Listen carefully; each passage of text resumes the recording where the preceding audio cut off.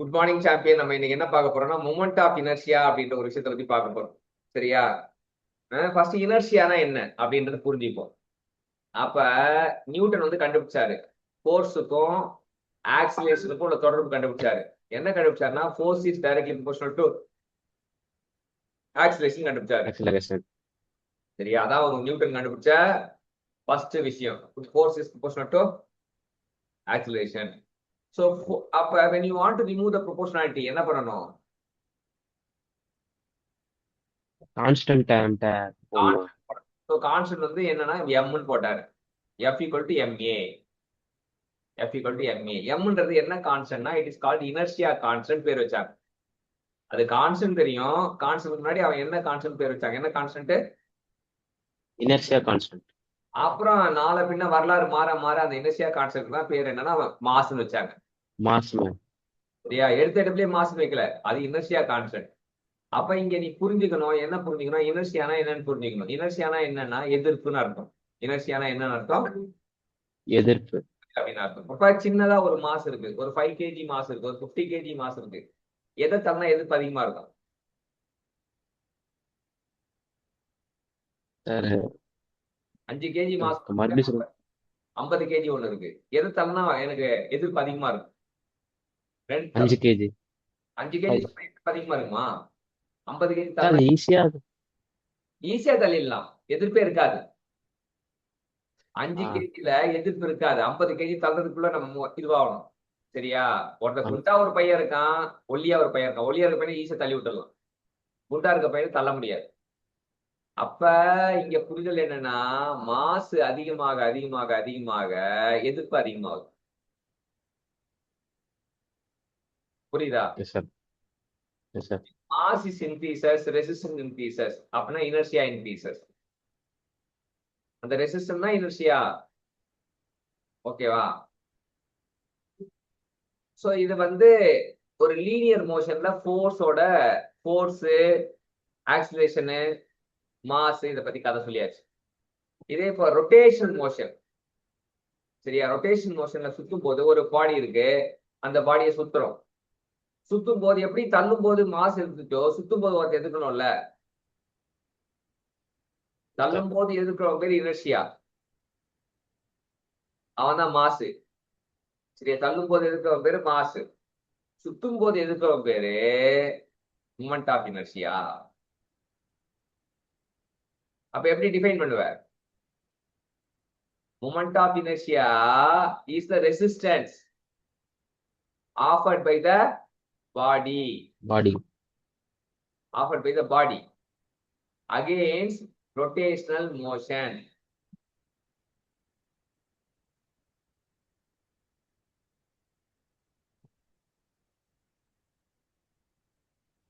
சரியா? against against rotational motion. ஆமா. இப்போ mass is the resistance offered by the body, இல்ல inertia is the resistance offered by the body against linear motion. inertia-னா linear motion, moment of inertia-னா rotational. அவ்வளவுதான், புரிஞ்சிருச்சு. சரியா? இந்த மூமெண்ட் ஆஃப் இனர்ஷியா வந்து ஒரு 2 டைமென்ஷனல் பாடிக்கு வந்து எப்படி இதுவானா it depends on the distribution of area. Moment of inertia, area moment of இனர்ஷியான்னு சொல்லுவாங்க. அது பேரு 2 டைமென்ஷனல் பாடி.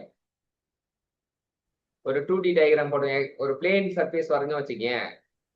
அந்த பிளேன் சர்ஃபேஸ்க்கு வரைகிற எடுக்கிற மூமெண்ட் ஆஃப் இனர்ஷியா பேரு area moment of inertia. Okay. அதே வந்து ஒரு 3D ஆப்ஜெக்ட்டுக்கு எடுத்து வச்சுக்க, அது mass moment of inertia. Sir இன்னொரு டைம் சொல்றீங்களா சார்? இந்த 2 டைமென்ஷனல் கொண்ட ரொட்டேஷன் மோஷன் எப்படி? 2 டைமென்ஷனல் இருந்தா அது area moment of inertia. 3 dimensional தான் மாஸ் மூமெண்ட் ஆஃப் இனர்ஷியா. அது எது பொறுத்து சார் இருக்காது? அதாவது 2 டைமென்ஷனல் மூமெண்ட் ஆஃப் இனர்ஷியா வந்து இல்ல ஏரியா மூமெண்ட் ஆஃப் இனர்ஷியா வந்து டிஸ்ட்ரிபியூஷன் ஆஃப் ஏரியாவை பொறுத்து சார்ந்திருக்கும். மாஸ் மூமெண்ட் ஆஃப் இனர்ஷியா வந்து டிஸ்ட்ரிபியூஷன் ஆஃப் மாஸை பொறுத்து சார்ந்திருக்கும். சார் ஒரே நிமிஷம் சார். ம். ஒரு நிமிஷம் சார்.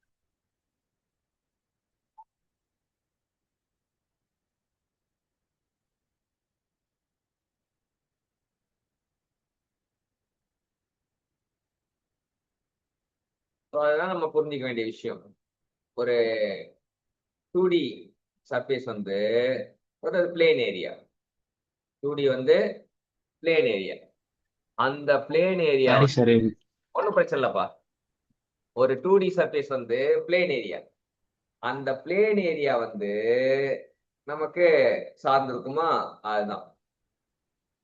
3 டைமென்ஷன் வந்தா அது வந்து அந்த மாச சார்ந்தது. அப்ப எங்கெல்லாம் 3 டைமென்ஷனல் பாடி வருதோ அங்க மாஸ் மூமெண்ட் ஆஃப் இனர்ஷியான்னு ஒரு விஷயம் பேசப்படும். எங்கெல்லாம் 2D பாடி வருதோ அங்க வந்து ஏரியா மூமெண்ட் ஆஃப் இனர்ஷியான்னு பேச வரும். சரியா? Yes sir. ஸோ இதுதான் நம்ம தெரிஞ்சுக்க வேண்டிய விஷயம். நம்ம வந்து கரெக்டா தெரிஞ்சுக்க வேண்டிய விஷயம் வந்து இதுதான். இப்ப first area moment of inertia பத்தி நம்ம இது பண்ணுவோம். ஏரியா மூமெண்ட் ஆஃப் இனர்ஷியா சொல்லும் போது நமக்கு என்ன சொல்லுவாங்க அப்படின்னு பார்த்தோம்னா, ரெண்டு தியரம் சொல்லுவாங்க. ஒன்னு பேரலல் ஆக்சிஸ் தியரம், இன்னொன்று perpendicular axis theorem.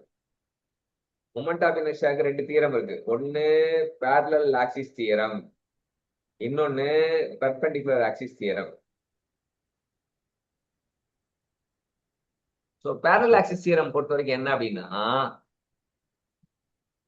Parallel axis theorem என்ன சொல்லுது அப்படின்னு பார்த்தோன்னா, நமக்கு ஒரு விஷயத்தை கத்துறது. என்ன கத்துறது? ஒயிட் போர்டு எடுத்துக்கலாம்.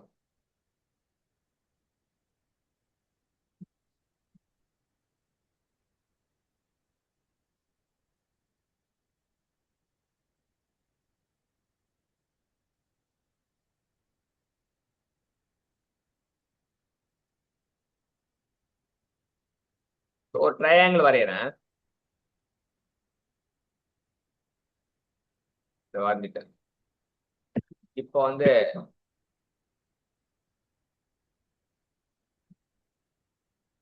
பேர் வைக்கிறேன். ஸோ இங்க சென்ட்ராய்டு வந்து இங்க இருக்கும். கரெக்டா? மேல இருந்து 2/3, கீழே இருந்து 1/3. இந்த இடத்துல என்ன இருக்கும்? சென்ட்ராய்டு. சென்ட்ராய்டு இருக்கும். அந்த தூரம் வந்து உச்சியில இருந்து எவ்வளவுனா 2h/3. சரியா? பேஸ்ல இருந்து சார். h/3. சரியா? இந்த ஆக்சிஸ் எஸ் சார். பேரு அந்த சென்ட்ராய்டு வழியா பாஸ் ஆகுறதுனால அந்த ஆக்சிஸ் பேரு centroidal axis.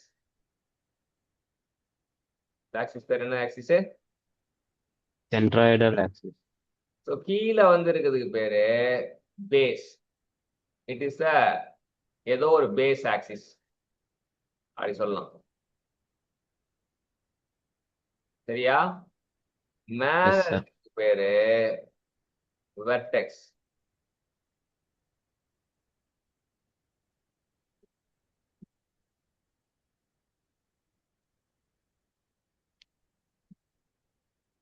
Vertex axis.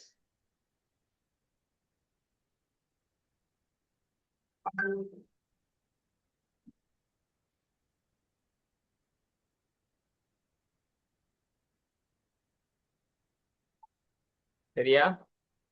So இப்ப எஸ் என்ன சார். என்ன பேரலல் ஆக்சிஸ் தியரம் என்ன சொல்லுதுன்னா, moment of inertia about any reference axis. For example IBB எடுத்து வச்சுக்கேன். Moment of inertia about any reference axis. இப்ப நம்ம ரெஃபரன்ஸ் ஆக்சிஸ் பேரு பேஸ் ஆக்சிஸ் தான் வந்து ரெஃபரன்ஸ் ஆக்சிஸ். சரியா?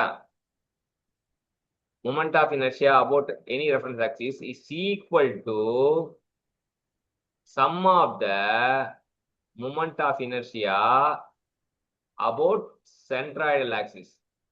Sum of the moment of inertia about centroidal axis.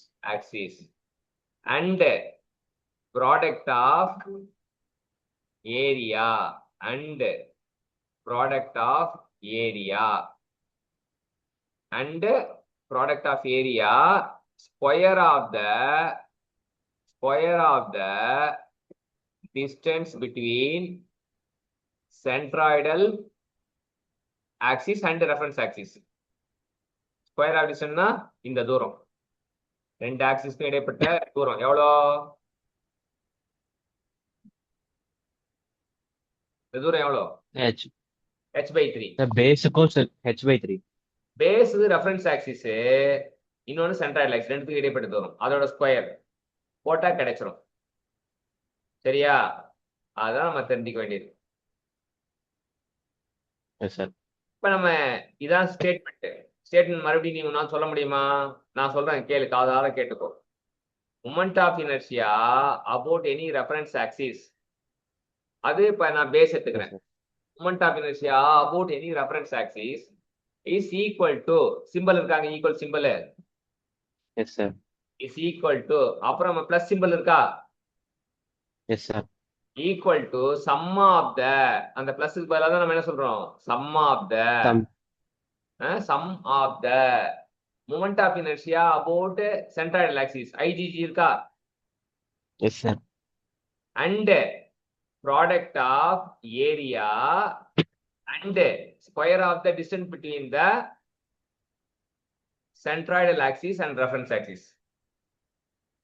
Okay, சொல்லு பாப்பா. நீ ஸ்டேட்மெண்ட் சொல்லிட்டேன்னா நீ வந்து புரிஞ்சுக்கிட்டேன்னு அர்த்தம். The moment of inertia of any reference axis is equal to sum of the centroidal axis. Moment of inertia. Sum of the moment of inertia.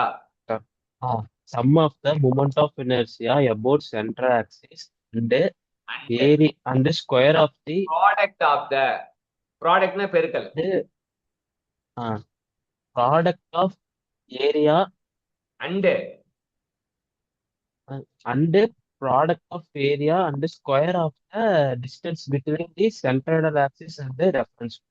Super pa, very good. So இதான் parallel axis theorem. சரியா? இப்ப வந்து நம்ம ஐஜிஜிக்கு value சொல்லிடுறேன். ஐஜிஜிக்கு value வந்து bh3/36. Note பண்ணிக்கோ. ஐஜிஜிக்கு bh3/36. Area of the triangle என்ன வரும்?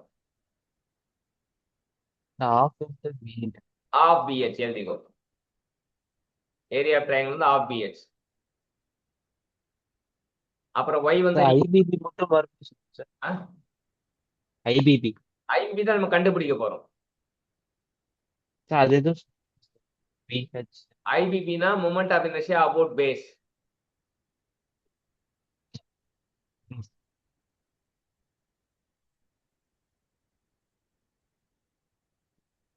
y வந்து h/3 என்ன வருது பாருங்க.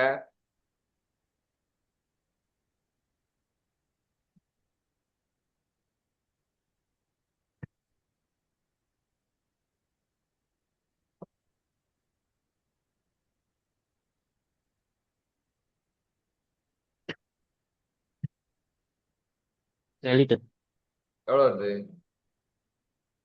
சால்வ் பண்ணி சொல்லுங்க. ஐஜிஜிக்கு bh3/36 போட்டு, ஏரியாக்கு வந்து half bh போட்டு, yக்கு வந்து h/3 ஹோல் ஸ்கொயர் போட்டு சிம்பிளிஃபை பண்ணி ஆன்சர் சொல்லுங்க.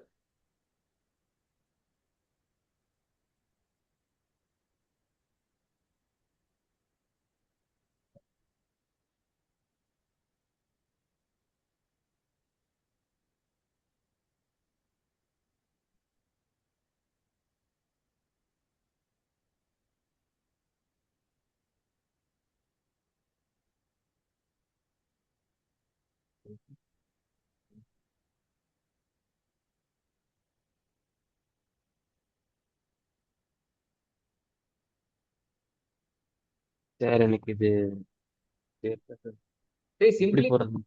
என்னடா இது, எல்லாத்துக்கும் வேல்யூ கொடுத்துட்டேன். இல்ல சார், என்ன ஒரு குழந்தை ஏரியானா half into b சார். அது ஹெச்க்கு இது என்ன ஒரு எல்சிஎம் பெருகிட்டு எல்சிஎம் எடுக்கிறது. bh3/36 இது இங்க half into bh. அப்புறம் y வந்து h/3 ஹோல் ஸ்கொயரு போட்டேன்னா என்ன வரும்? bh3/18 வரும். எல்சிஎம் எடுத்தனா இங்க 2bh3 இங்க வந்து வெறும் bh3/36, அங்க 2bh3/36 வரும். 2 + 1 வந்து 3bh3/36. 3bh3/36னா bh3/12. ஃபைனலா வந்து BH cube by 12 வரும் LCM எடுத்தோம்னா. வருதாப்பா?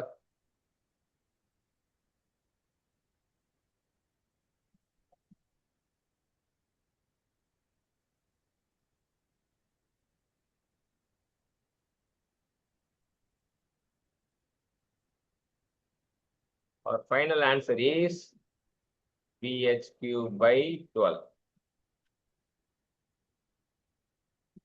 சார் நான் வந்துட்டு நீங்க சொன்ன மாதிரி எல்சிஎம் எடுத்து போட்டேன் சார் நானு. அதான் ஃபர்ஸ்ட் இந்த BH cube by 36 போட்டியா? ஆமா சார். இருக்கும்போது BH cube by 18 வந்ததா? Yes sir. அப்ப 18க்கு 36க்கு LCM வந்து 36ஆ? ஆமா சார். அப்ப 2ஆல பெருக்கணுமா மேலையும் கீழையும் அங்க 36ஆ மாத்தத்துக்கு? 2BH cube ஆமா by சார். 36 வருமா? 1 கூட்டல் 2 3 வருமா? Yes sir. 3BH cube by 36 வருமா? 36 3ஆல் அடிச்சா 12ஆ? Yes sir. அவ்வளவுதான் ஆன்சர். ஏன்னா சால்வ் பண்ணதான் பிரெயின் ஷார்ப் ஆகும்.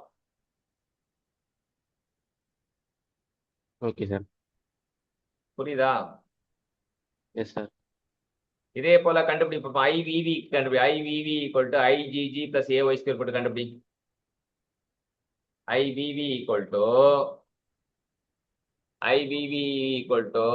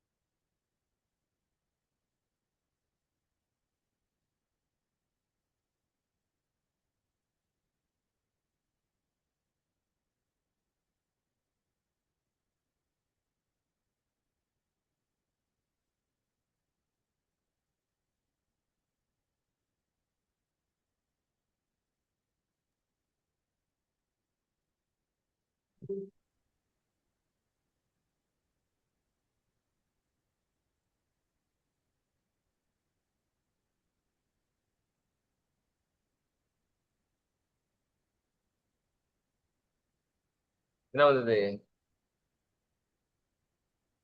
Sir IVV is equal to IVV இதேதான் formula. IVV equal to IGG plus AY square. ஐவிவினா இந்த போடணும், ஒய்க்கு வந்து இது போடணும், 2h by 3 போடணும். ஓகே.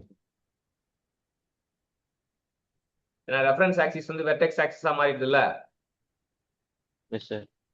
அப்ப அது போகணும்.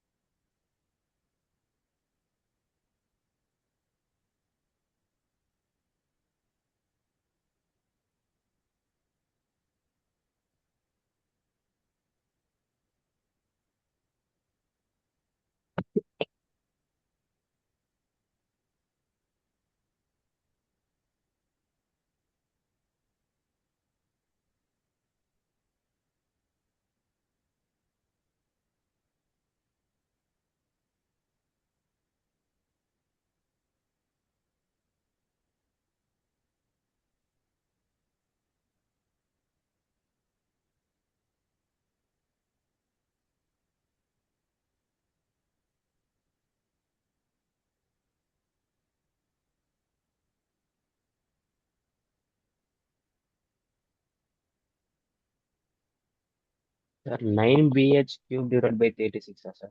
36 9ஆல் அடிச்சா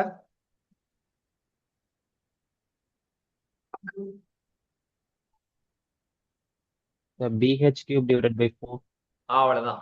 super.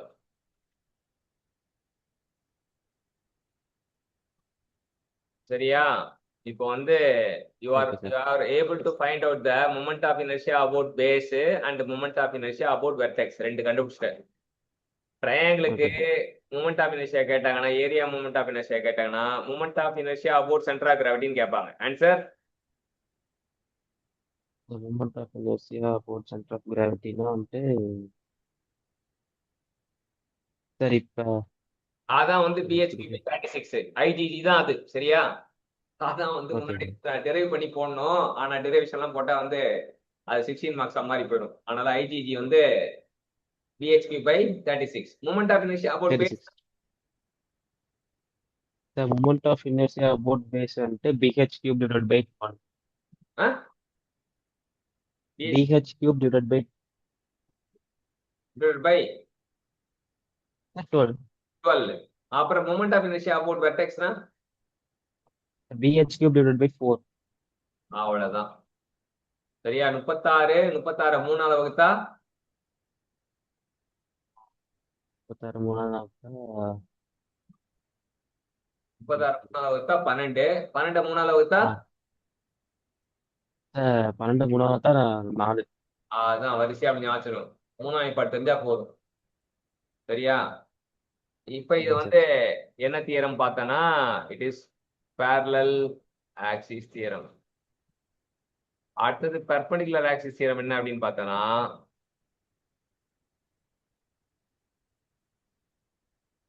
Next perpendicular axis theorem. Perpendicular axis theorem என்ன அப்படின்னு பார்த்தனா, moment of inertia about z axis equal to sum of the moment of inertia about xx axis and y axis.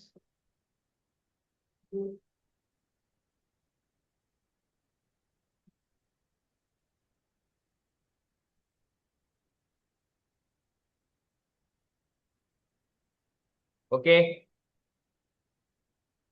Sir எனக்கு statement சொல்லு பாப்போம். Perpendicular axis theorem.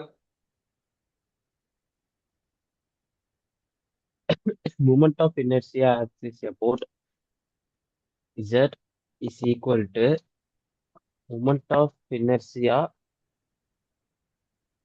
of எனக்கு மறுபடியும் repeat பண்ணவா நானு.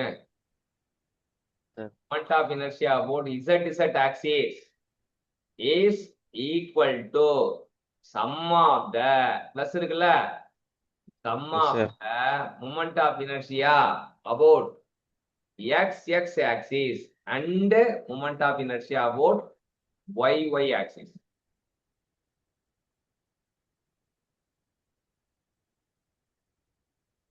சரியா? yes sir அவ்வளவுதான். ஸ்டேட்மெண்ட் சொல்லுங்க பாப்போம் மறுபடியும். the moment of inertia is about z axis is equal to the moment of inertia about x axis sum of the moment of inertia is about y axis சம்ம முன்னாடி சொல்லணும். ஈக்குவல்ட்டுக்கு அப்புறம் some sir சொல்லணும். அப்படியே அந்த ஈக்குவேஷனை பார்த்து அப்படியே சொல்றதுனால அந்த மாதிரி ஈக்குவேஷனை பார்க்கணும். நீ வார்த்தை போடும்போது மானியத்தேனே முன்னாடி பின்னாடி போட்டுக்கணும். அப்படி சரி அப்படியே இது பண்ணக்கூடாது. சரியா? சரி, பரவாயில்ல, சரி ஒன்றும் பிரச்சனை கிடையாது. இப்ப IXX வேல்யூ வந்து பை d பவர் 4 பை 64. சரியா? IY வந்து again by d power 4 by 64. கூட்டினா என்ன வரும் பாரு. 2 pi d power 4 divided by 64 அடித்தடி வெட்டி குத்து 2 64 அடிச்சா என்ன வரும்?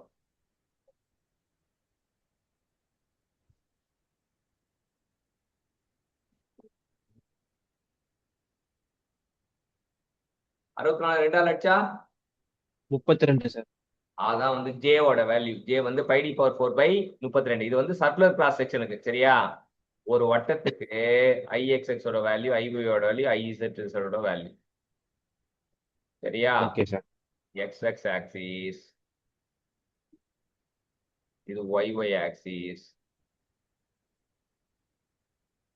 இப்படி பர்பண்டிகுலரா விட்டேன்னா அது இசட் ஆக்சிஸ்.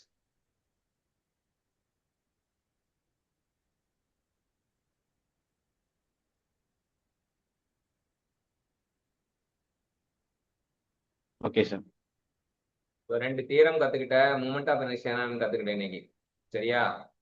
அந்த நோட்ஸ் எடு, அதை வந்து ஃபுல்லா மைண்ட்ல ரிவைஸ் பண்ணு, எடுத்த பிடிஎஃப் அனுப்பிச்சு விடு. புக் வந்ததுன்னா ஓகே சார். மூமெண்ட் ஆஃப் இனர்ஷியால வந்துட்டா கொஸ்டின்ஸா பார்க்கலாம். மூமெண்ட் ஆஃப் இனர்ஷியா ஒரு question prone zone. Okay sir. Explanation point of view வந்து மூமெண்ட் ஆஃப் இனர்ஷியா மெக்கானிக்கல் இன்ஜினியர்னா மூமெண்ட் ஆஃப் இனர்ஷியா கண்டிப்பா கேட்பாங்க. Okay sir. இப்போ புரிஞ்சுதான் அர்த்தம்லாம். எஸ் சார், புரிஞ்சு சார். சிம்பிளிஃபைடா ரிலாக்ஸா லேர்ன் பண்ணு. அப்புறம் கொஸ்டின்ஸை ஓகே பார்க்கும்போது சார். கொஸ்டின்ல இந்த கேள்வி எப்படி வந்து கனெக்ட் பண்ணுவேன். ஸோ கனெக்ட் பண்ணணும், பல்ப் எரியும். சரிங்க பல்ப் எரியணும். சரியா? கத்து கொடுத்ததுக்கு அப்புறம் கனெக்ட் ஓகே பண்ணது சார். பல்ப் எரியணும், அதான் வேணும். சரியா? பல்ப் எரியல, அப்புறம் வந்து எரிய வைக்கணும். சரியா? ஸோ அதனால ஸ்டெப் பை ஸ்டெப் லேர்னிங் பண்ணு, ஜாலியா லேர்ன் பண்ணு, ஒன்றும் கஷ்டம்லாம் கிடையாது. சரிங்க சார். ரொம்ப ரொம்ப கம்மியா தான். சரிங்க சார். அந்த கம்மியா கத்துற விஷயத்த நீங்க என்ன பண்ணணும், கரெக்டா படிச்சுக்கோங்க. கரெக்டா புரிஞ்சுக்கணும், அவ்வளவுதான். சரியா? மற்றபடி எதுவுமே கஷ்டம் கிடையாது. அதனால நீங்க நினைக்கிற மாதிரி ஒன்றும் இதெல்லாம் கிடையாது. ஸோ அதை வந்து கம்மியா ஓகே இருக்கிறத சார். வந்து இது பண்ணனா போதுமானது. ஸோ பக்காவா ஓகே சார். ரெடி ஆகிக்கலாம். Okay. Thank you okay sir. Champion, thank you very much.